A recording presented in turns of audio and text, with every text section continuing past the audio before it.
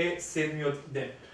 Ракот на дојка најрано може да се појави после пубертетот, поради што се неопходни само прегледи редовно секој месец, а од 35-тата година да се прави и мамографија, беше посочено на едукативната работилница за постоперативна рехабилитација кај рак на дојка во организација на Битолскиот универзитет и Високата медицинска школа.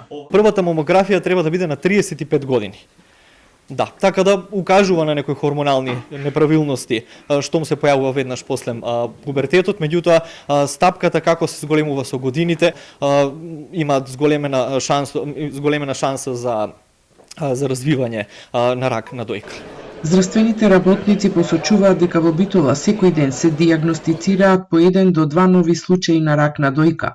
Според извештајот на Институтот за јавно здравје, минатата година во Македонија од рак на дојка починаа 356 жени, што е највисока бројка од 2010 до денес и најчеста причина за смрт од сите малигни неоплазми.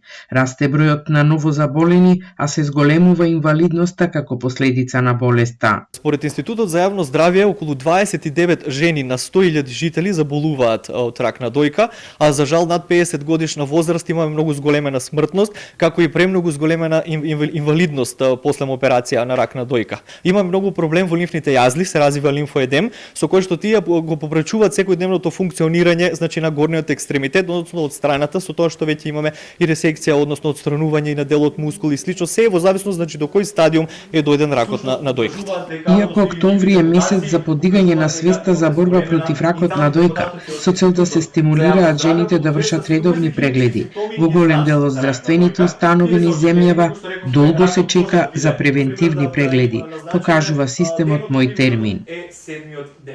Нередовни менструации, бременност